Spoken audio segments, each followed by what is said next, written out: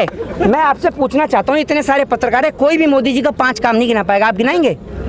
ये हंस रहे हैं, कोई जोक मारा है यहाँ पर? रोड बना दिया है, कहाँ बनना है रोड? समित पात्रा नहीं कह रहे हैं, रोज स्कूल बन रहा है, रोड बन गया, स्कूल हो गया, बन रहा है, समित पात्रा क्या हो गए, मंदिर बन गया, काम तो मंदिर बन गया।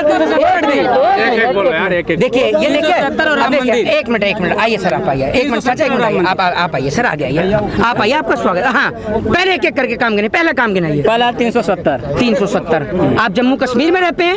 नहीं, मैं सुनते रहिएगा, मैं भारत में रहता हूँ। कहाँ रहते हैं? भारत में। तो भारत में जम्मू कश्मीर नहीं है? तो जम्मू कश्मीर से, सुन लीजिए, जम्मू कश्मीर से धारा 370 हटने का यूपी, बिहार, पंजाब, हरियाणा, राजस्थान, इनके लोगों को क्या फायदा हुआ? जम्मू कश्मीर से धारा 370 हटने के बाद नौजवानों को रोजगार मिल गया, बेरोजगारी समाप्त हो गई। एक मुद्दा नहीं है, मुद्दा अच्छा, जिस प्रकार अच्छा, रोजगार मुद्दा ही नहीं है। दूसरा काम गिनाइए, पहले काम गिनाइए। अरे पहले काम कर रहा था, उससे थोड़ा सा क्या कहना, दूसरा काम गिनाइए, दूसरा काम गिनाइए। दूसरा काम राम मंदिर। भाई सुन लीजिए, भारत आजादी बहुत बढ़िया, बहुत बढ़िया। भाई ये गोदी मीडिया के एक पत्रकार महोदय बोल रहे हैं राम मंदिर, मतलब राम मंदिर, हाँ सपना था, सपना भी कराऊंगा पूरा, आप रुक जाइए। ये कह रहे राम मंदिर, राम मंदिर यानी ये कह रहे मोदी जी ने बनवाया है। तो एक बात, यानी मोदी जी ने सुप्रीम कोर्ट के जज को खरीदा और राम मंदिर बनवाया। मैं नहीं, ये भाई कह रहे हैं, क्योंकि ये कह रहे मोदी जी नहीं कह रहा, मैंने कहा मोदी जी के 5 काम गिनाओ, आपने कहा राम मंदिर बनाया है। मैं तो ये कह रहा हूँ, उन्होंने राम मंदिर पे जो मुद्दा था बीजेपी का, हाँ, उसने खत्म किया। हाँ, एक बात आप मुझे बताइए, जो 3 तलाक का जो मुद्दा था, उस 3 तलाक के मुद्दे को तो जो पार्लियामेंट से क्लियर कराया गया, देश की जनता के 133 करोड़ जनता के आराध्य मर्यादा पुरुषोत्तम भगवान श्री राम को कोर्ट के चक्कर क्यों लगवाए बीजेपी ने? मोदी जी ने बनवाया है? मोदी जी कल को नहीं, राम को लेके आएंगे भाजपा वाले, कल को कहेंगे नहीं, कल को कहेंगे अपने बाप को भी हम ही लेके आए तो मान लेंगे। ये सांप्रदायिक लड़ाई थी, बहुत पहले से चली आ रही थी। अच्छा, बीजेपी एजेंडा बनाया। ये एक मिनट, तो ये बीजेपी ने बनवाया राम मंदिर, ये तो बता दीजिए मुझे। मैंने पूछा है मोदी जी के 5 काम। आजादी के बाद से हाँ, जिस प्रकार से राम मंदिर का मुद्दा चला, सरकार 70 साल रही। अच्छा ठीक है, आजादी पे आए, आजादी पे आए, जरा 10 स्वतंत्रता सेनानियों के नाम गिनाइए आजादी के। अब मोदी जी के 5 काम आप नहीं गिना पाएंगे, 10 स्वतंत्रता सेनानियों के नाम गिनाइए।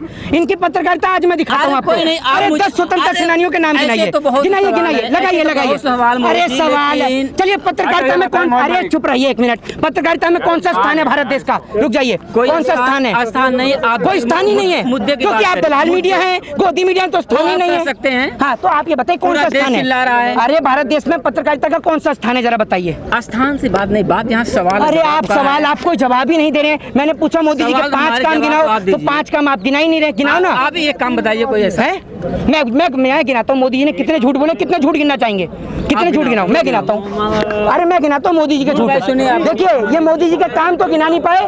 अरे भाई साहब रुक जाओ एक मिनट, मोदी जी के काम तो गिना नहीं पाए, मैं झूठ गिना देता हूँ। 2 करोड़ रोजगार, 100 स्मार्ट सिटी, हवाई चप्पल वाले को हवाई यात्रा, 15 लाख रुपए, ठीक है। ये तो चुनावी एजेंडा था, लोगों को समझना, चुनावी एजेंडा था तो समझना चाहिए लोगों को। अच्छा, तो चुनावी एजेंडा था तो मोदी जी ने काम क्या किया, जरा ये बताइए। नहीं तो एक मिनट, ये चुनावी एजेंडा था तो मोदी जी को इसलिए बनाया था प्रधानमंत्री कि विदेशी यात्रा पे घूमते रहे, इसलिए बनाया था प्रधानमंत्री। विदेशों में वर्चस्व है मोदी का, है?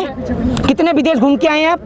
मैं? हाँ, मैं तो अपने भारत घूम रहा हूँ। तो फिर आपको कैसे पता मोदी जी का विदेश में वर्चस्व है? आपने देखा नहीं, पूरी मीडिया लगी हुई है कि विदेशों में वर्चस्व है। यूक्रेन युद्ध को ले लीजिए, मोदी। अगर एक बात आप मुझे बताइए, कल को अगर मीडिया ये कहेगी कि ये गोबर नहीं च्यवनप्राश है तो आप चाट लेंगे? बताइए। ये तो मीडिया क्यों कहेगी?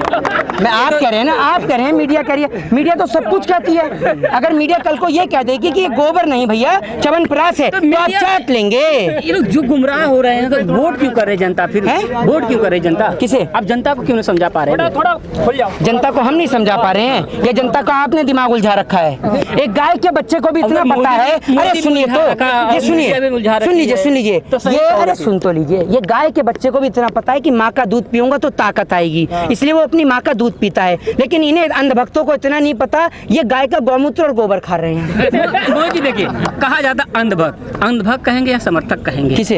अंधभक्त है, अंधभक्ति में लीन है। समर्थक हर व्यक्ति के होते हैं, हर किसी के समर्थक होते हैं। समर्थक वो होते हैं कि अगर उनका व्यक्ति कुछ गलत काम करता है तो गलत को गलत और सही को सही कहे, ठीक है, वो होते हैं समर्थक। और अंधभक्त वो होते हैं कि भैया चाहे कुछ भी होता रहे, उनको कुछ नजर ही काम। मैं भी जानना चाहता हूँ सर, गिना ये 5 काम। मैंने आपसे बताया 370। हाँ। राम मंदिर फिर बना रहे हैं। मोदी जी ने बनाया राम मंदिर? बनाया नहीं, मैं लेकिन पूछ रहा हूँ मैंने मोदी, आपसे अरे यही भैया, कहा, यही कहा, अरे मेरी बात ही नहीं जिस सुनते प्रकार आप। से उलझा हुआ भारत था, उस मुद्दे को लेकर मुद्दा खत्म हुआ कि नहीं हुआ? एक मिनट रुको, एक मिनट। हाँ चलो, दो हुए, तीसरा गिनाओ, चलो दो। तीसरा क्या बताया आपको? सड़कें पूरे भारत में चमचमा रही हैं, देख रहे हैं आप। अच्छा, सड़कें चमचमा रही हैं। एयरपोर्ट आप देख रहे हैं पूरे भारत में किस तरह से। अच्छा। राजनीति का एक अलग ध्रुवीकरण कर दिया गया है। अच्छा, ये काम इतने कहाँ अपराधी है? हैं, सब मुक्त हो रहे हैं धीरे धीरे। अपराधी मुक्त हो रहे हैं, तो अमित शाह जी देश में नहीं रहते अभी? अमित शाह आप कैसे गृह मंत्री हैं? वो गृह मंत्री हैं। गृह मंत्री हैं वो?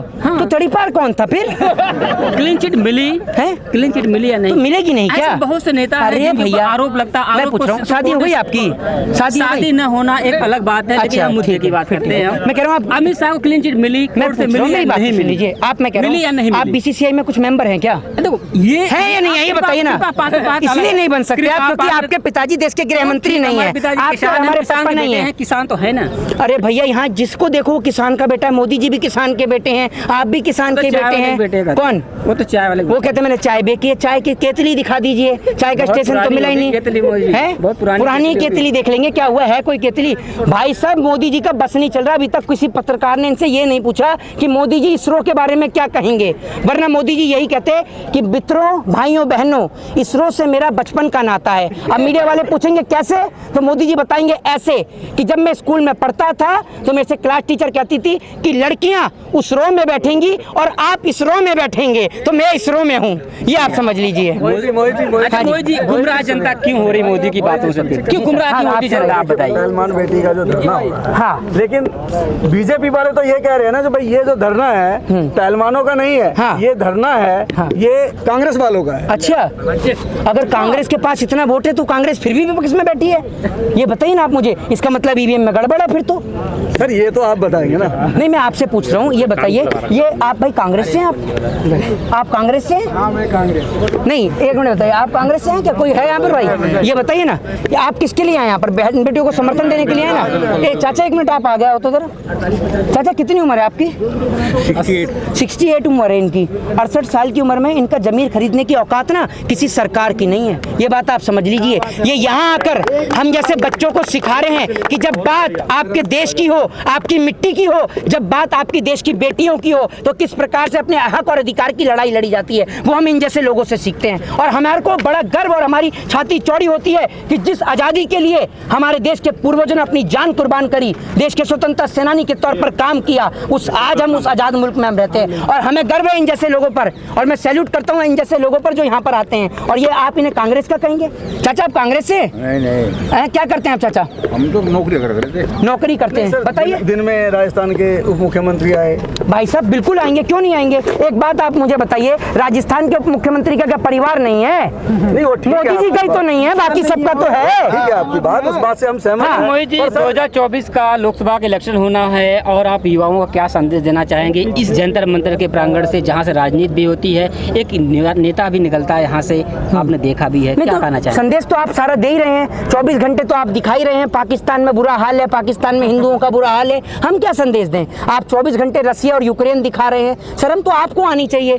आप इतना ही संदेश देंगे कि इन जैसे लोगों को देखना बंद कर दें। अपने टेलीविजन का जो 8 से 9 का जो कार्यक्रम आता है, अभी मैं उसमें देख रहा था, एक वो गुल्लू आता है, गुल्लू नाम का एक पत्रकार है, वो न्यूज़ 18 का चश्मा लगा के आता है, आजकल चश्मा भी लग गया है उसके।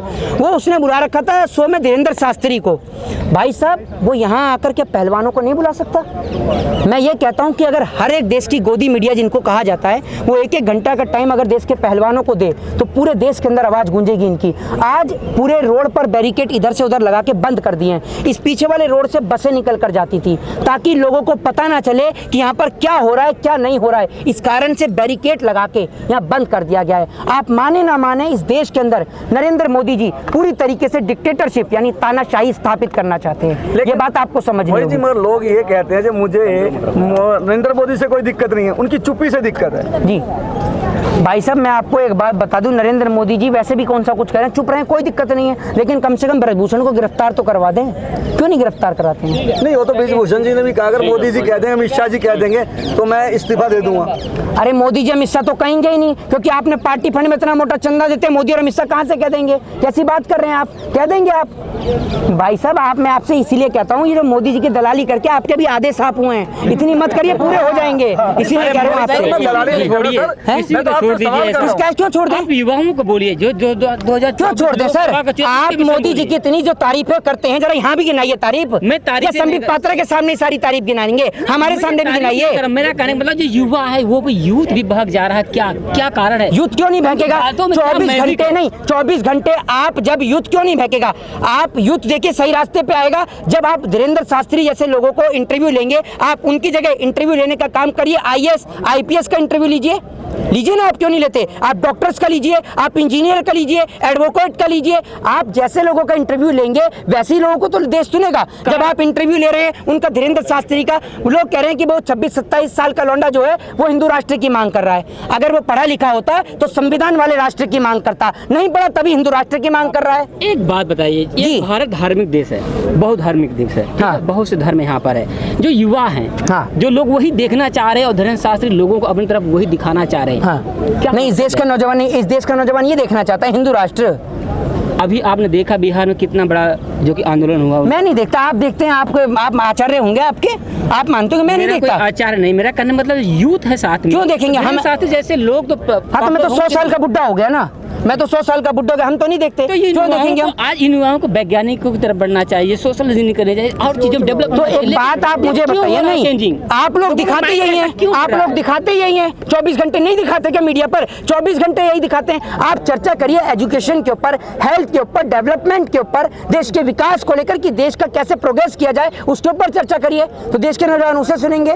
जय हिंद, जय भारत, वंदे मातरम।